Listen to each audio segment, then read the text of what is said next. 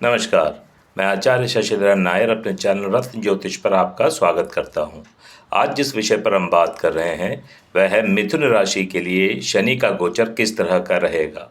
मिथुन राशि जो काल पुरुष की तीसरी राशि है, शनि महाराज आपके 8वें और 9वें भाव के स्वामी हैं। तो ये गोचर में आपको अगले 2.5 साल तक किस तरह के फल मिलने वाले हैं, उसी की चर्चा आज हम इस वीडियो में कर रहे हैं। इससे पहले कि हम आगे बढ़ें, मैं आपसे रिक्वेस्ट करूंगा अगर आप मेरे चैनल पर नए हैं तो मेरे चैनल को सब्सक्राइब करें और वीडियो को लाइक करें और कमेंट करें। अगर आपके इस विषय पर कोई प्रश्न हो तो नीचे कमेंट बॉक्स में जो है आप मुझसे पूछ सकते हैं, मैं यथासंभव उसका जवाब दूंगा। मिथुन राशि के लिए ये गोचर आपके दशम भाव में रहेगा। दशम भाव को कर्म का भाव कहते हैं और शनि जो है वो आपकी कुंडली के 8वें और 9वें भाव के स्वामी हैं।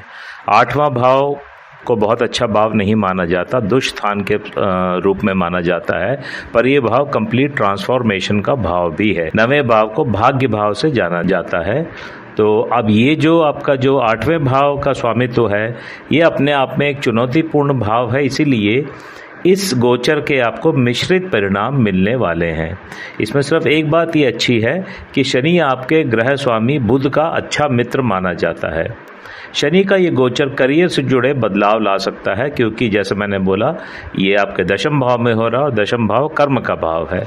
ये गोचर जातकों के लिए कई अवसर लेकर आ सकता है। हालांकि घरेलू स्तर पर कुछ चुनौतीपूर्ण स्थितियां भी हो सकती हैं, जैसे कि माता का स्वास्थ्य आपके लिए चिंता का कारण हो सकता है।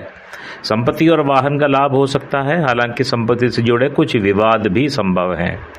हालांकि इस गोचर के परिणाम मिश्रित होने की संभावना है, लेकिन मैं आपको एक बात बता दूं कि सही सटीक प्रेडिक्शन के लिए ये बहुत ज़रूरी है कि कुंडली का गहन विश्लेषण किया जाए, जिसमें शनि की जो स्थिति है उसको देखा जाना चाहिए। शनि किस अवस्था में बैठा है, शत्रु भाव में, मित्र भाव में, किस तरह के और ग्रहों से दृष्ट है, तो ये और क्या महादशा चल रही है, ये सब देख के ही जो है एक सटीक तरीके से प्रेडिक्शन किया जा सकता है, विश्लेषण किया जा सकता है। बट हाँ, कुछ आपको इसमें जो है नॉर्मल जो जैसे होता है वो आपको इन्फॉर्मेशन मिल जाएगा। अब हम बात करते हैं करियर पर क्या प्रभाव पड़ेगा। करियर का आपके जैसे मैंने बोला 10वें भाव से जो गोचर है वो उस करियर के आपके व्यवसाय की संभावनाओं के लिए एक महत्वपूर्ण गोचर है। आप अपने करियर में अच्छा प्रदर्शन कर सकते हैं। नौकरी चाहने वालों के लिए ये गोचर अच्छा है, क्योंकि अच्छे अवसर आपके सामने आ सकते हैं। नौकरी के सिलसिले में यात्राओं में वृद्धि हो सकती है। मिथुन राशि के कई जातकों को नौकरी बदलने का अवसर भी मिल सकता है। फाइनेंस पर इस गोचर का क्या असर रहेगा, उसकी चर्चा करते हैं। शनि कुंडली में 9वें भाव का स्वामी है। अब ये जब दशम भाव से गोचर कर रहा है तो ये आपके लिए कुछ फाइनेंशियल गेन्स, वित्तीय लाभ के लिए अच्छा है। हालांकि शनि कुंडली में 8वें भाव का स्वामी भी है। इस प्रकार ये गोचर जातकों के लिए अचानक और अप्रत्याशित वित्तीय लाभ का कारण बन सकता है। कुछ जातकों को विरासत में धन लाभ भी संभव है। वेतन और भत्तों में वृद्धि भी हो सकती है। स्वास्थ्य पर क्या प्रभाव रहेगा। मिथुन राशि के जातकों के लिए शनि केंद्र भाव यानी दशम भाव में गोचर कर रहा है, जो कि 8वें भाव का स्वामी है। जैसे मैंने पहले कहा, जातक के स्वास्थ्य के लिए ये प्रतिकूल गोचर है। आपको अपने स्वास्थ्य और व्यक्तिगत सुरक्षा का ध्यान रखना पड़ेगा, क्योंकि 8वें भाव को एक दुष्ट स्थान माना गया है, जहां से हम कई तरह की जो अचानक होने वाली दुर्घटनाओं को भी देखते हैं। इसीलिए आपको चोट लगने से, आपको किसी शस्त्र से कटने से, जलने से, इस तरह की जो सिचुएशंस होती है उससे बचना है। आपको वाहन चलाते वक्त सावधानी रखनी है, एक्सीडेंट्स वगैरह को अवॉइड करना है।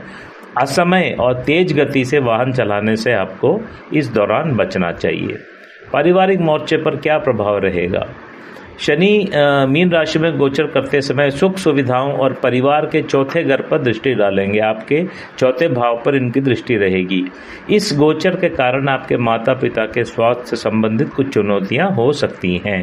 हालांकि ये गोचर आपके लिए अप्रत्याशित वित्तीय लाभ या विरासत से संबंधित लाभ के लिए अच्छा है। क्योंकि देखिए, यहाँ 8वें भाव से हम जो है आपको जो एंसेस्ट्रल गेन्स होते हैं उसको भी देखते हैं, और 9वां भाव पिता का भाव भी है। तो इस दृष्टि से देखा जाए तो विरासत से संबंधित कुछ आपको लाभ होने के पूरे योग बन सकते हैं।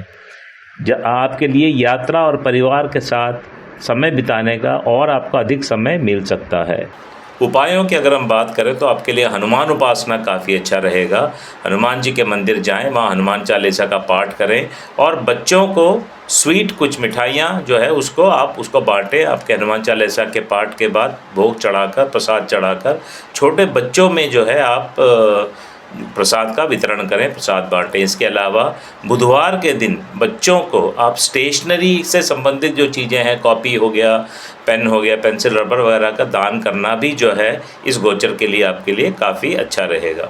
तो देखा आपने किस तरह आपको मिथुन राशि के जातकों को कुछ मिश्रित फल लेकर ये गोचर आ रहा है। समाप्त करने से पहले मैं आपसे फिर एक बार रिक्वेस्ट करूँगा, आप जो है मेरे चैनल को सब्सक्राइब करें, लाइक करें, कमेंट करें और अगर आपके कुछ प्रश्न हैं इस विषय से संबंधित या ज्योतिष से संबंधित तो नीचे आप कमेंट बॉक्स में जो है इसको आप मुझसे पूछ सकते हैं। यथासंभव मैं उसका जवाब अवश्य दूंगा।